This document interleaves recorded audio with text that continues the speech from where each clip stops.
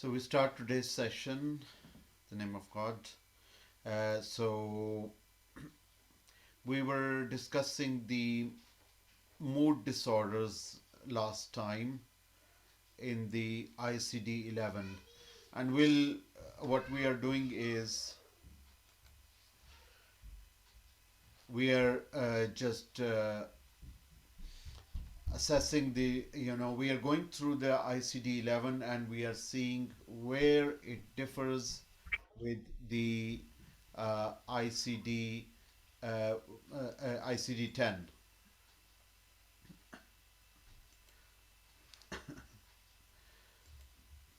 Now, so anxiety and fear related disorder.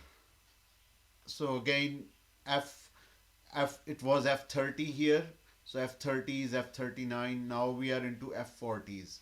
Although we discussed that like F0 equivalent and F10 equivalent were not organic and substance induced anymore.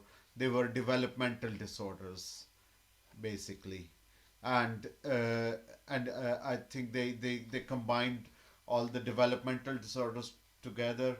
They I think they just and there are many disorders which can be present during childhood as well as adulthood. So, and they are not essentially developmental, so they will come under the anxiety disorders now. So, anxiety or fear related disorders. So, substance induced anxiety disorders are coded elsewhere because these are not or secondary here means organic, so whatever was organic is now secondary. So secondary anxiety disorder, it could be organic, it could be physical. Organic means something wrong in the brain or neurochemical circuits, and physical means that elsewhere in the body and an indirect effect on brain. So hypochondriasis, these are classified elsewhere. So let's start with generalized anxiety disorder. It's the same as ICD 10. Panic disorder, more or less same, very similar. So the definitions have not much changed. What has changed is the where they are put in the system in the classification. So the categorization is changed. Where can we categorize it? And so panic disorder again very similar here. And then agoraphobia again very similar. Specific phobias very similar. So and social phobia is not social anxiety disorder. It's just they've slightly changed the wording, but otherwise it's the same. So mostly, it's social anxiety. It's not, you know, phobia is it's okay, but it's, the more appropriate term to describe this anxiety is social anxiety disorder. Separation anxiety disorder is another one, which I was saying that was confined to the childhood only, and now it is described in the adulthood as well. So, separation anxiety disorder can be at any age, and it is a good thing that they have put that into the adult disorder, and it can be there in childhood or in adulthood. So, it doesn't specify the age, so you can still diagnose separation anxiety disorder in children, and at the same time you can diagnose this condition in adults as well. Now the next one is selective mutism. So I think in ICD-10 it was elective mutism, so they have again corrected it, and they've said that there is some kind of uh, some will of the person, so the person is willfully doing that. So that is selective. And this selective mutism can be present in adults as well. It's not only a childhood disorder. And we had difficulty, a few years ago when a patient was selectively mute and she was kind of 50 years of age, but again she was showing selective mutism. So we didn't know, like we did diagnose, but we found out that it was a flaw in ICD-10, that it says that something is about the, that is only for children and it's not described in adults. So now we come to know that selective mutism is something which can be present in adults as well.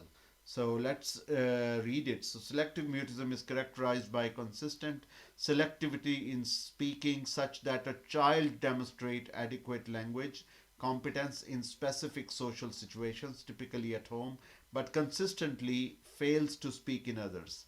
Typically at school, the disturbance lasts for at least 1 month. It's not limited to the first month of school and is of sufficient severity to interfere with the educational achievement or with social communication. So failure to speak is not due to a lack of knowledge, comfort with, or the spoken language required in the social situation. For example, a different language spoken at school than at home.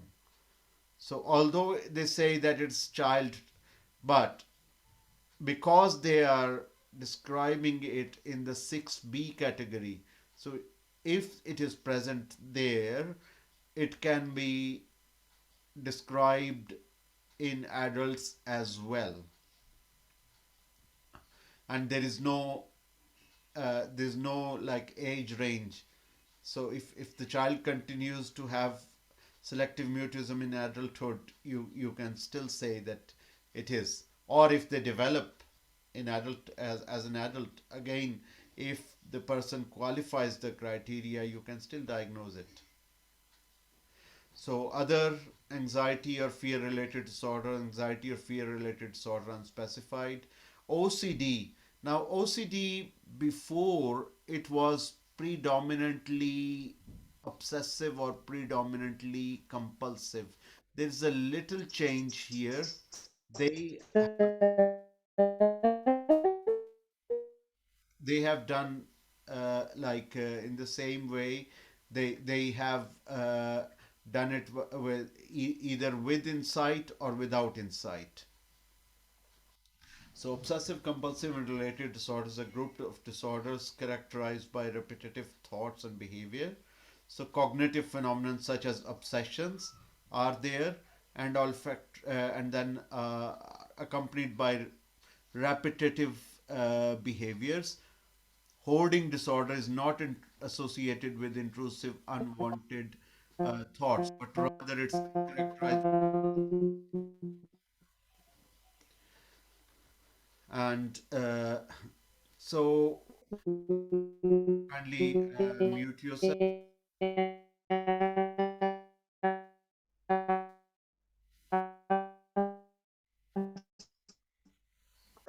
Kindly mute your mic if you can.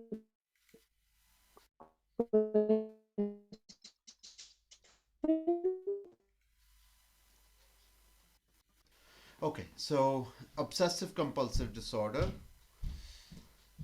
So obsessive compulsive disorder can be with good insight or with poor to absent insight, and that gives us very welcome, Dr. Sashni Mudliar.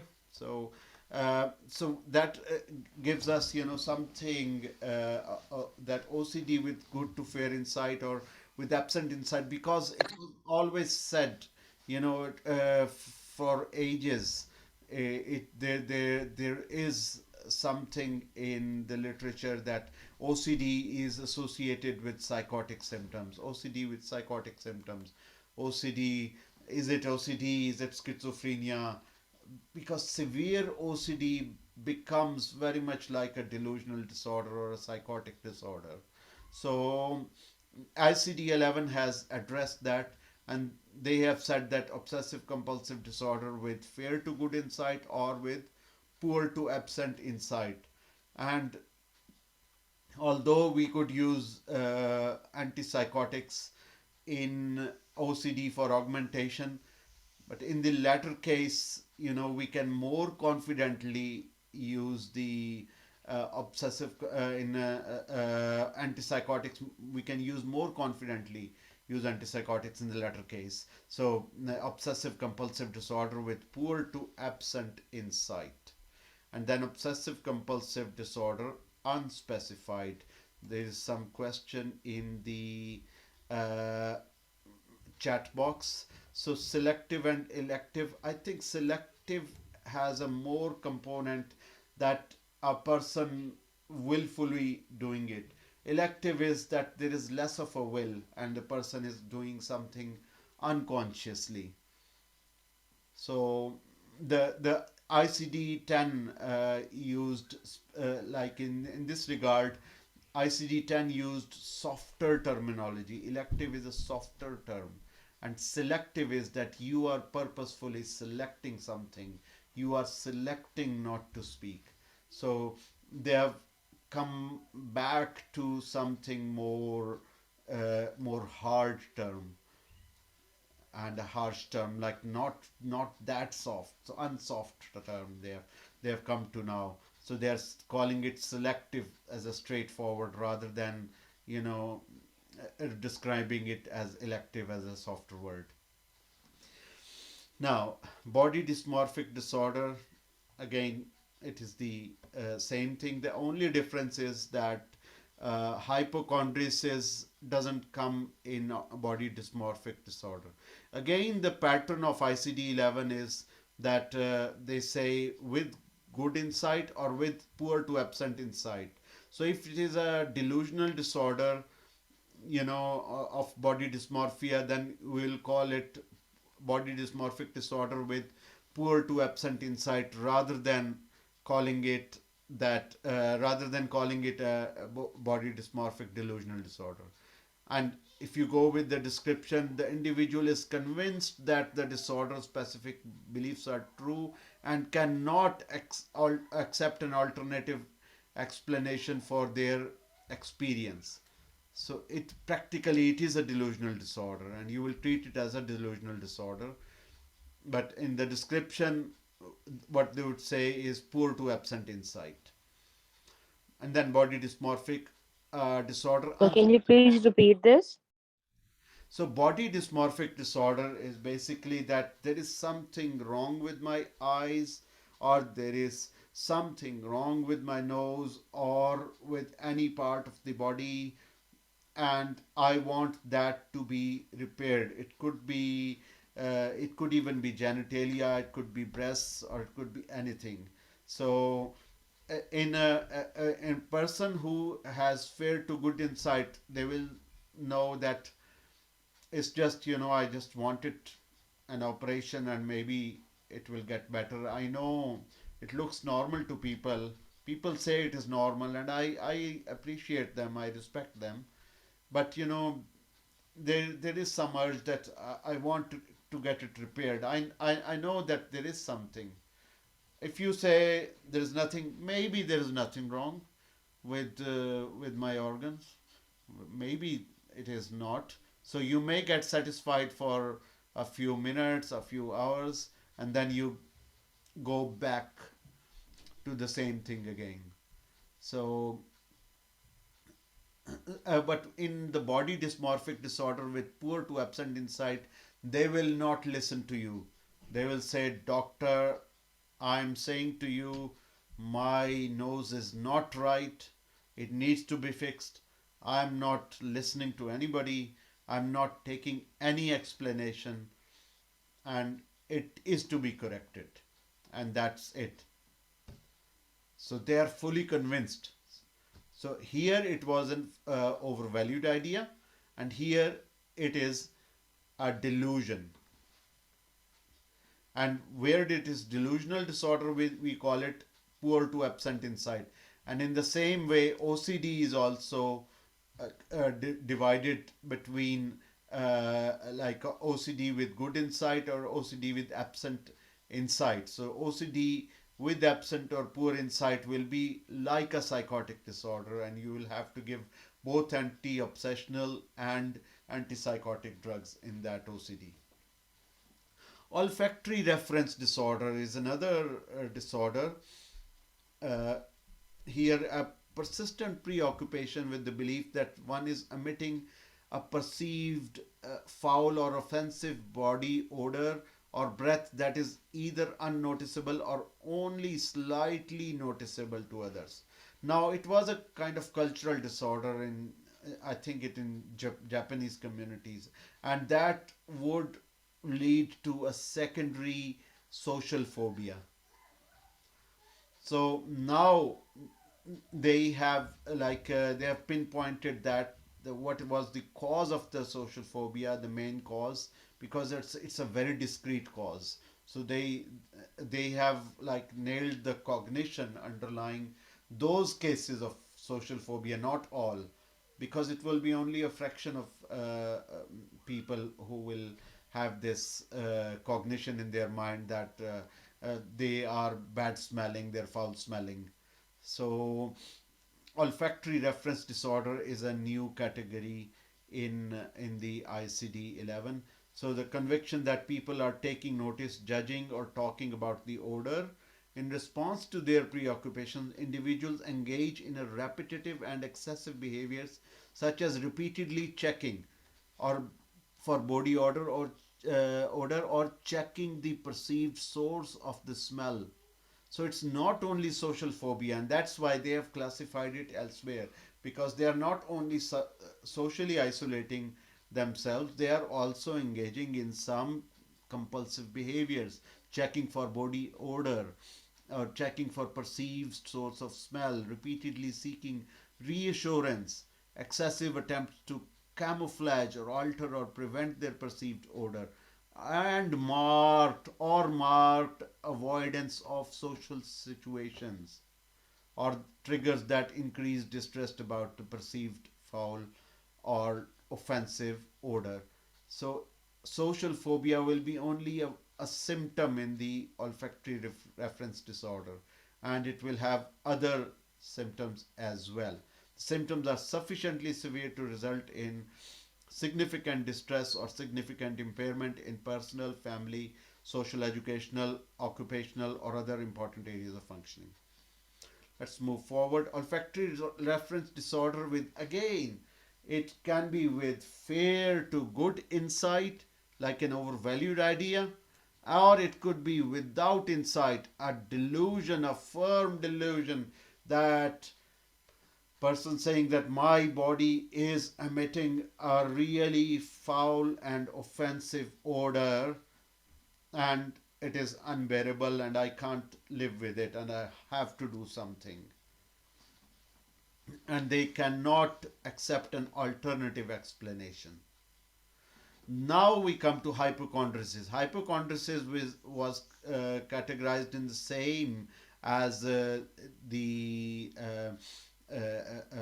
like the dysmorphophobia. Actually, hypochondriasis was the uh, uh, was the category, and then dysmorphophobia was also there. So here they are distinct, and they are uh, kind of there are two distinct identities now. So the same description is the same, but now it is fair to good insight or with poor to absent insight. So hypochondriacal delusional disorder is something now with it will be called as hypochondriasis with poor to absent insight. And again, you can treat it with antipsychotics if you want.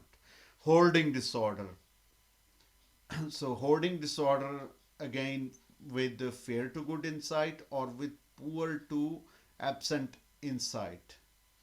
So if it is kind of mild, it will be fair to good insight. If it is very severe, it will be poor to absent insight. And repetitive urges or behaviors related to amassing items and difficulty discarding possessions due to a perceived need to save items and distress associated with discarding them. So you can read that. Body focused repetitive behavior disorders. So some of them were came under the impulse control disorder, but now impulse control disorders are there on in another category. But now this body focused repetitive behavior disorders, uh, uh, so these, if they are related to body, they have separated it. Chat box, thank you. Okay, thank you very much, Dr. Seshni, for joining. And yeah, thank you very much. See you later. So the symptoms related result in significant distress. So body focused repetitive behavior disorders, recurrent and habitual actions directed at the integument, hair pulling, skin picking, lip biting. So whatever was related to the body, they have separated it out, and it is in the same way. So the impulse control disorder, the idea is that there is some tension building, and after the tension builds up to the maximum, you just release the tension, and then and then and you release the tension by doing some things, doing some compulsive act. If that compulsive act is related to body, then it will be body focused repetitive behavior disorder. Otherwise, it will be an impulse control disorder.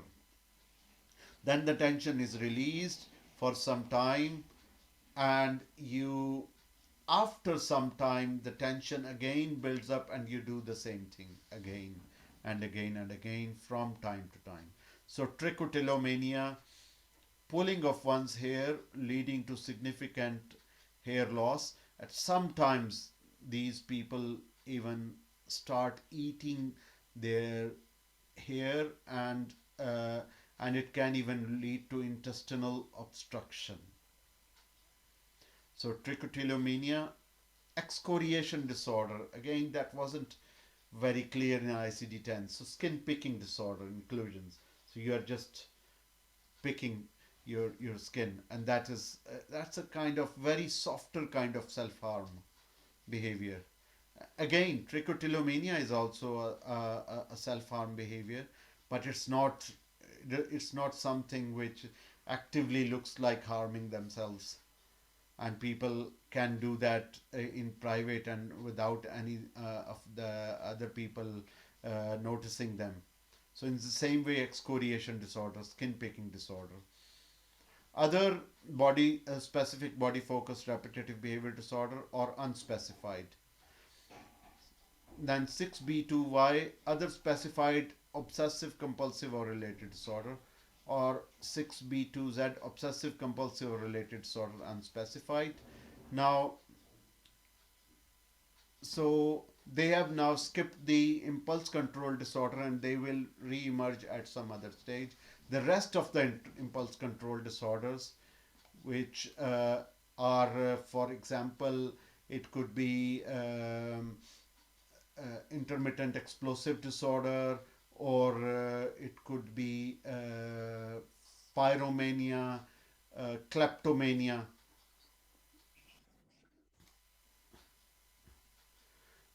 and so post-traumatic stress. Now we are coming to uh, the stress-related disorders. So what they have excluded it, burnout and acute stress reaction. They are not classifying it in any mental disorders now, because it can happen to anybody. And I mean, we all know what, when somebody's exam fails, or or uh, or if some relationship breaks up. I mean, it's so common that each one of us, might have some kind of acute stress reaction in their lives. and that will stay for a day or two, and then you recover from it. So that's not a mental disorder anymore. It is still there in ICD, but it is more inside the in the other chapters, not in the like the mental and behavioral disorders. Similarly, burnout is not a mental disorder either. So PTSD, so it is something which is described, and it's the same as ICD-10. The new term is complex PTSD. So anybody can, if anybody wants to tell what is uh, what is complex PTSD and how you can define and describe it, raise your hands, and you can then unmute your mic, or you can write it in the chat box if you want. So complex PTSD is basically PTSD plus emotional and behavioral symptoms similar to emotionally unstable, similar to those seen in emotionally unstable personality disorder. So PTSD symptoms are there, plus there are symptoms related to or similar to EUPD or a personality change. It was called a personality change in ICD, in ICD-10. So disorder that may develop during following exposure to an event or series of events and of an extremely threatening. So torture, slavery, genocide campaigns, violence, childhood sexual or physical abuse is also now it is included in the etiology of complex PTSD. So it doesn't necessarily have to be life threatening, and let's see in the PTSD that exposure to an extremely threatening or horrific events. So previously they said that it has to be, life threatening. It doesn't have to be life threatening, it could be just extremely threatening or horrific event. So life threatening is not a condition, threatening is still a condition in PTSD. And when you, so this all is there in complex PTSD: re-experiencing, avoidance, and persistent perceptions of heightened current threats. These all things are there. And in complex PTSD, what is added is uh, that problems in affect regulation, in the same way as you see in the emotionally unstable personality disorder, and beliefs about oneself as diminished, defeated, or worthless. So you can see the feelings of emptiness and low self esteem in the borderline personality disorder. So here you will see like problem beliefs about oneself as diminished, defeated, worthless, accompanied by feelings of shame, guilt, failure related to traumatic event. And then three is difficulty in sustaining relationships and in feeling close to others. So again, that is something you see in EUPD, in emotionally unstable or borderline personality disorder. And these symptoms can cause significant impairment in personal, family, social, educational, occupational, or other important areas of functioning. So that's what I say, that all PTSD symptoms are there. In addition, so all diagnostic requirements of PTSD are met, as in 6B40. And then in addition, you will see emotional instability. Then you will call it complex PTSD. Prolonged grief disorder. So, as I said earlier on in some lecture, that grief disorders are of mainly four kinds. One is a delayed grief, the other one is a severe grief, The third one is a prolonged grief, and then the fourth one is an atypical grief. But the bottom line or the problem lies when it is prolonged. Whether it is atypical, if it is prolonged, then it's problematic. If it is resolving in within 6 months, then it may not be a problematic. If it is severe enough, yeah, if it is very severe, you have to do something and you have to diagnose something, and treat it. But usually when it is prolonged, it becomes more of a problem. So ideally they should have uh, like included all four, uh, that whether it is delayed or prolonged or severe or atypical. But no, but they have included the most problematic category here, which is prolonged grief disorder. And then it's the same thing. So if it is less than 6 months, then it's not prolonged. If it is more than 6 months, atypically long period of time, then it is prolonged grief disorder. And I hope that they will include the other types as well. So you can call it as a pathological grief disorder if you want. Adjustment disorder is again the same way as it was in ICD 10. Reactive attachment disorder, again something which was there only in childhood, now comes in the anxiety disorders. So reactive attachment disorder, it will be the same as in ICD 10 in the childhood disorders, but it comes under the anxiety umbrella now. Disinhibited social engagement disorder. So again, disinhibited kind of attachment, if there is. Uh, this will be called disinhibited social engagement disorder rather than calling it as an attachment disorder. And then dissociative disorders. Dissociative disorders have a long list, and it is very similar to ICD. I won't say very similar, it is similar to. I think there's some difference, so let's read that. Dissociative disorders are characterized by involuntary disruption continually in the normal integration of the following identity, sensations, perceptions, affects, thoughts, memories, control. So they have described that the person can go into dissociation in one of these entities. And disruption or discontinuity may be complete but is more commonly partial. So it can be complete or partial. It can be there from vary from day to day or even from hour to hour. Symptoms are not due to direct effects of a medication or substance.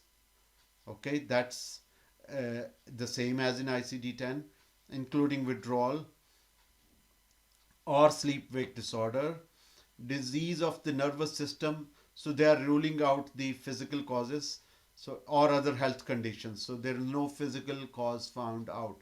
It is the same and are not part of an accepted cultural, religious, or spiritual practice. Dissociative symptoms in dissociative disorder sufficiently severe to result in significant impairment in personal, family, social, educational, occupational, or other important areas of functioning. So, what they are not saying here is the temporal relationship with a stressful event. They have excluded that. It can be there, it cannot, or it may not be there. Similarly, labile indifference, we didn't see that. And then the secondary gains, we didn't see those secondary gain thingy here. So these things are a bit lacking, but they are important. So if it is good to learn those definitions from the textbooks or even from the ICD 10.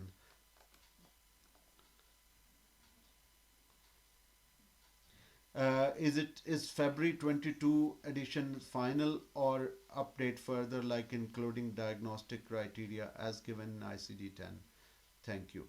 It is. I don't think there is anything as final because ICD-10 kept evolving until 2019. Even when the ICD-11 came in 2018, ICD-10 was still evolving, and if you go to the website, you will see the definitions of 2019. Although this book was there, this book may be from 1990s, so they will keep evolving it. They All they can do now is they can publish a book, so we will know that the book is there. So the new edition will of the book may not come for a good few years, but on the website it is always evolving, but there will be only modifications. There cannot be a major change. When a major change comes, it could be after 10 to 20 years, and it could be ICD 12 at that stage. So they might, change it altogether, like they did from ICD 10 to ICD 11. They changed it altogether. So it does keep evolving. So it's important to see the definition of the dissociative disorder.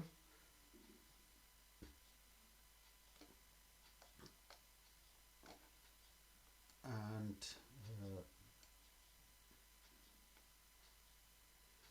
so F39 and F44, I think it was somewhere F43. So let's see what is the difference they have made here.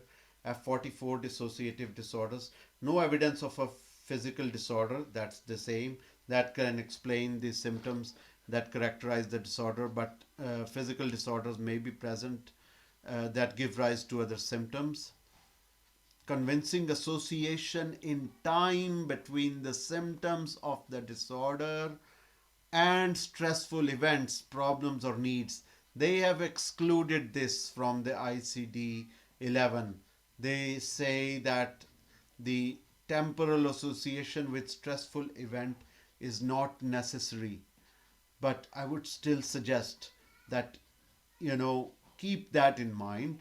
Always ask this temporal association in the history, although it's not a part of diagnostic criteria, means that even if there is no temporal association, even then the dissociative disorder can be present. And then also go for the definitions which were not even in ICD 10, which is the secondary gain and labile indifference. So people they're not distressed by their disability, whether it's a partial disability or a total disability. They're not distressed by it, and secondly, there is a secondary gain. So all these things are not there either in ICD 10 or ICD 11, but they are important to know. So let's go back to ICD 11. So dissociative neurological symptom disorder, exclusions are factitious disorder. So it's not a conscious malingering. It's something which is going on. Is it an it's an on an unconscious level. Okay, and then dissociative neurological symptom disorder. So neurological symptom, that's what they will call, whether it's a seizure or it is aphonia or it is anything else. Dissociative neurological symptom disorder with auditory disturbance. So it could be visual disturbance, could be auditory disturbance. So blindness, tunnel vision, diplopia, visual distortion. With auditory, it could be deafness or auditory hallucinations that are not consistent. And then dissociative neurological symptom disorder with vertigo or dizziness, and then other sensory disturbances. So they have like included uh, all the symptomatology. That is the good thing in ICD-10. It could be sensory disturbance. It could be non-epileptic seizures. So previously, I don't know, the term a non-epileptic seizure was not there. It was trance and possession disorder, dissociative motor disorder, dissociative convulsions was the term. Now it is not dissociative convulsions. We'll call it non-epileptic seizures. And then uh, speech disturbances, so aphonia, etc., uh, paresis, weakness, gait disturbance, movement disturbance, chorea, dissociative neurological symptom disorder with chorea, with myoclonus, with tremor, with dystonia, with facial spasm, with Parkinsonism, so many dissociative disorders.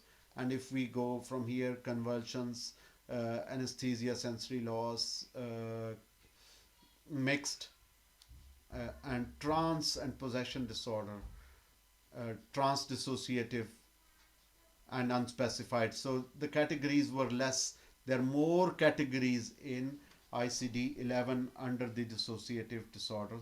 One thing we notice here is that the trance state has not emerged yet, and I think it will come under now. It will come because there's a lot to go in the dissociative disorder now in ICD 11. There are a lot more categories. So here, like we can see trance and possession disorder in ICD-10, dissociative stupor, fugue, amnesia. So here again the same, amnesia with dissociative fugue. So it's good that they have like put the dissociative fugue under amnesia. So it could be amnesia plus fugue or amnesia without fugue, and that makes sense because fugue means that you are just going off wandering and travel away from home, and then you don't have any kind of memory of that, you don't recall. So that's what it is, dissociative amnesia. So they have combined the two. Trance disorder. So that's what I was saying, it that this was 6B61 and now 6B62. So all the dissociative disorder here, it was 6B60. Let's go to the main heading here. So dissociative disorders. So it is still in the block is the same. Trance disorders are under dissociative disorders. So 6B60 is dissociative neurological symptom disorder. 6B 61 is dissociative amnesia, and 6B62 is trance disorder, which is again a subtype of dissociative disorder. And again, the same thing as in the ICD 10. It could be only trance, or it could be trance and possession disorder, which is now called possession trance disorder. Then dissociative identity disorder. Again, I think it was there somewhere in ICD 10 as well. So, and in the same way, it is here as well. So, motor, convulsions, anesthesia, sensory loss, mixed dissociative. Yeah, here when we come to F44.8, so it was not a separate category, but it was described in F44.8 in kind of atypical dissociative disorders or rare dissociative disorders as not a separate category. So it was Ganser syndrome and multiple personality disorder, which is essentially not a personality disorder but a dissociative identity disorder. So they have given it a separate category now, and dissociative identity disorder, partial dissociative identity disorder. And you can have a read of that. depersonalization, derealization disorder. Again, they have put it in the category of dissociative disorder. Before, I don't know where it was. It was there somewhere, but uh, but not under the dissociative disorders. Now it is the under the dissociative disorders, because you really dissociate from reality for some time and then you come back. It can be very distressing though, unlike the dissociative disorder, and that's why they have excluded the. It was never there anyway, but it is in the textbook.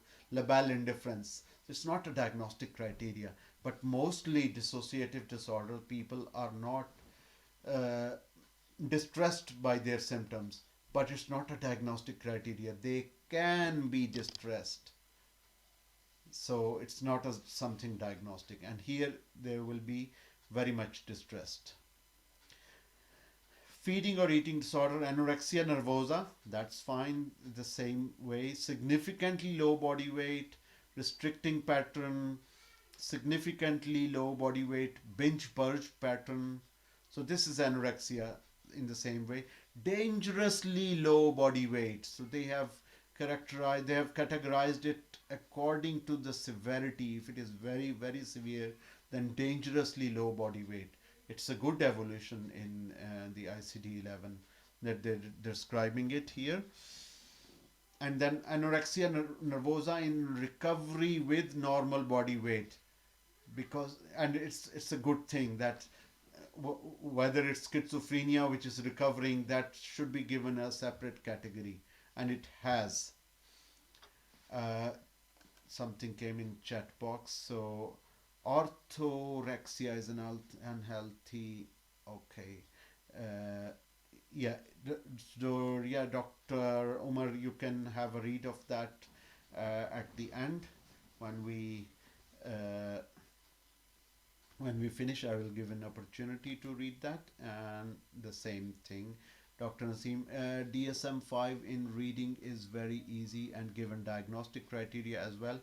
ICD-11 not easy as compared to ICD-10, as lacking diagnostic criteria. If we follow DSM-5 in wards and academic activity, does it matter regarding exams or diagnosis in wards? And we'll just learn comparison difference among them. Your valuable comments, please. Okay, we'll come to the end. We'll come towards this question towards the end as well.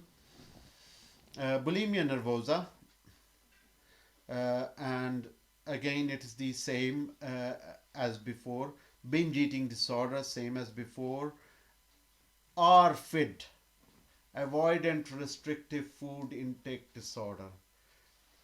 This was something like atypical anorexia nervosa before. Now it is a new diagnostic entity, RFID, avoidant restrictive food intake disorder.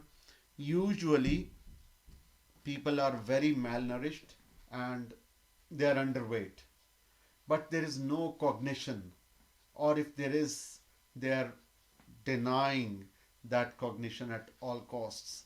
So they will never ever admit to that cognition. So there is no cognition, because we have to go by what patient says. So the patient says that there's no cognition, there is no body image distortion, but there are symptoms of anorexia nervosa. Previously it was called atypical anorexia nervosa. Now it is called RFID, or avoidant restrictive food intake disorder. Uh, Pica or Pica, again it's the same. Rumination regurgitation disorder. It seems to be a kind of new category. Uh, and and Yeah, you just do ruminate and regurgitate in the same way some other beings do. And then other specified feeding disorder, feeding or eating disorder, unspecified. Elimination disorder, 6C. I think we'll come to that next week, please God. So we end that, and we'll start from the page 63 next time, because there are questions in the chat as well. So I will go with the first question by Dr. Omar Habib. Orthorexia is an unhealthy focus on eating in an in a on eating in a healthy way. Eating nutritious food is good, but if you have orthorexia, you are obsessed about it to a degree that can damage your overall well being. Stephen Bratman, MD, a California doctor, coined this term in 1996. So yeah, this term is still not in ICD 11, but yeah, Dr. Omar, you can unmute yourself and tell us a little bit more about that if you know a little bit more. Thank you, Dr. Karman. Orthodoxy and one of the unofficially diagnosed Mm-hmm. international classification of disease, and also the American Psychiatric Association. They are excessive exercise, those who has commonly in female in a model. They are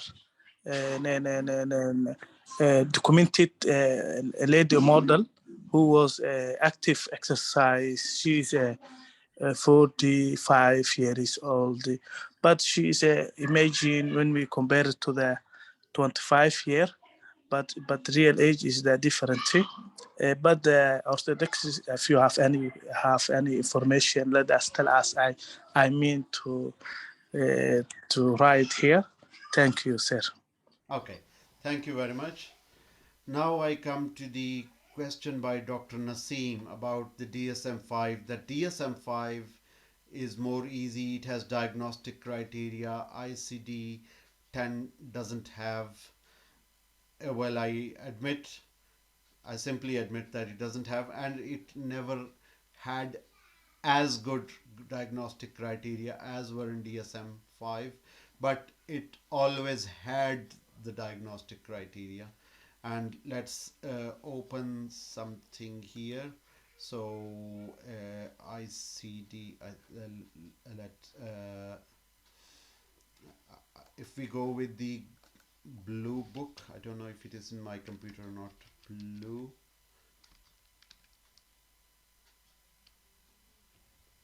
book. Yeah, it doesn't seem to be here, but if we go with ICD 11 blue book and green books, let's mark the differences. So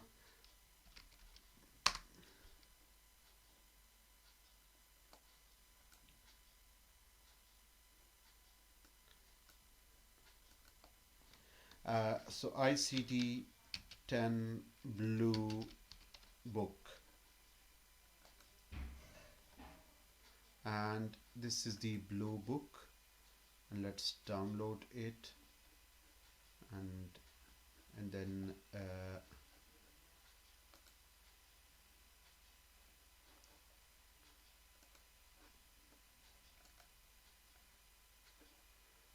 okay, so show in folder and blue book, and let's open it with the Adobe here. Okay, so let's see here like the ICD-10 blue book. So if we see like the it says here diagnostic guidelines. So they are guidelines, they're not criteria, they're guidelines. So you can still make the clinical diagnosis, if you are satisfied clinically.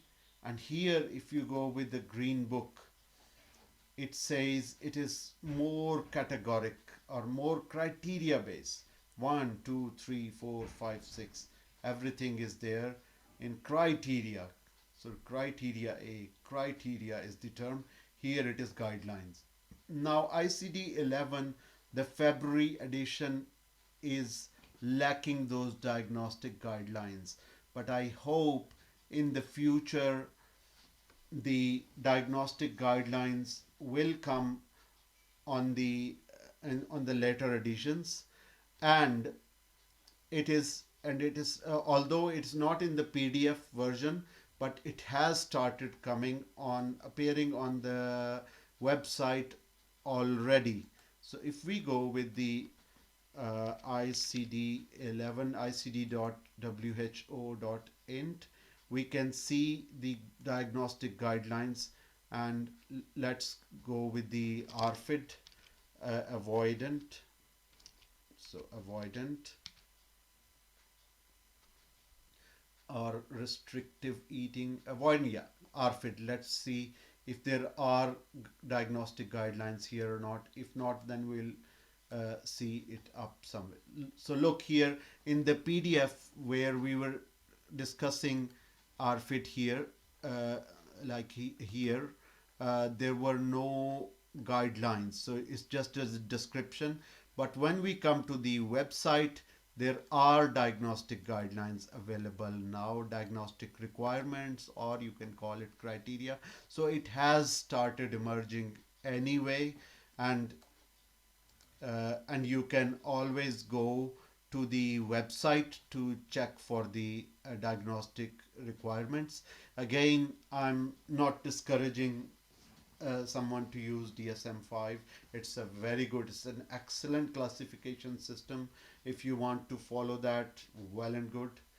I personally, like, I was trained in an ICD environment, so apart from the childhood disorders, ADHD, or autism spectrum disorder, I usually go with the ICD 11, or previously ICD 10. But of course, if you want to go with the ICD, with the DSM-5, it's very good. And I think DSM-5 is also releasing its the TR version, the text revised, because they revise the text every uh, 5 years or so, or every 7 to 8 years, and then maybe after another 7 to 8 years, they come with a new version. So here it is the diagnostic requirement. They've just put it like here, and then additional clinical features, which is uh, another thing that you can go through. It's very much descriptive, and I like I really expect and I hope that they should put all these descriptions in the PDF edition as well, to make it more comprehensive. Look here, boundary with the normality, the same avoidant, RFID, avoidant restrictive food intake disorder, course features, developmental presentations, culture related factors, sex and gender related factors, boundary with anorexia nervosa. So it's a full book if you go to these websites. So this PDF version is just a summary, and if you want to really read the whole description, boundary with autism spectrum disorder, and so detailed, everything is there uh, in the web version, and I hope that they it will come into the books as well. uh, why DSM has a duration of depression which is 2 weeks for SAD, but ICD has not duration. I think ICD has the duration of 2 weeks. Let's uh, a single episode depressive disorder, we covered it uh, last week. So single episode depressive disorder, and yeah, that is 2 weeks, yeah. And ICD 11, ICD 10, it was always 2 weeks, and I think in the ICD 11, it is coming here. So presence of history of single depressive episode, see essential features, diagnostic requirements, and then if we go characterized by presence or history of one depressive episode, no history of prior depressive episode, characterized by period of depressed mood most of the day, such as difficulty, recent thoughts, retardation. There's never, I think I definitely saw that somewhere in a if we even go back to that, but there's definitely so depressive disorders, symptomatic and post present. So on a third line. Sorry, is there a question? Okay, so symptomatic and course presentation.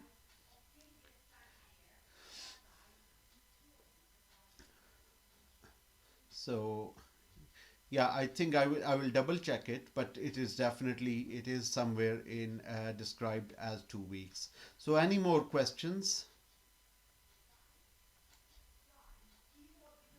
or anything to add?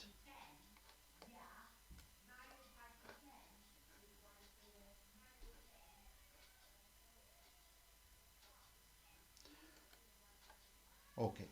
So thank you very much all, and we will reconvene uh, next week with the elimination disorders. Thank you.